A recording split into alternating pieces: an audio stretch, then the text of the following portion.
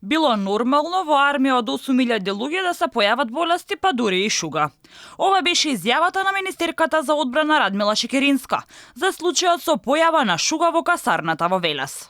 Министерката вели нема простор за паника. Шугата не се појавила во касарната, туку била процес на инкубација кај војник кој доброволно се пријавил. Со едната нога веќе сме влезени во НАТО, уште една земја остана, меѓутоа имаме шуга во касарната во Велес.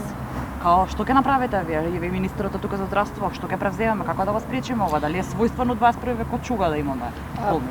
Знаете како имаме 8.000 војска и се разбира дека тој систем функционира и болести имало и ќе има.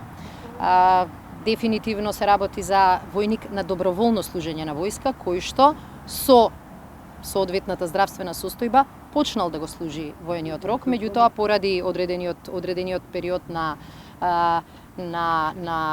присуство на болеста која не може да биде регистрирана од страна на здравствените органи, бил таму. Меѓутоа апсолутно е неточно дека касарната не функционира. Инаку заразениот војник, како и сите други војници на почетокот на службата, бил прегледан за да се утврди неговата здравствена способност.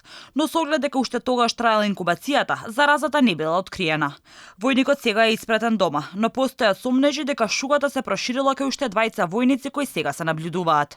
Сите останати војници редовно ги извршуваат своите должности во посочената касарна, со исклучок на викендите, кои секогаш ги поминуваат дома, велат од министерството.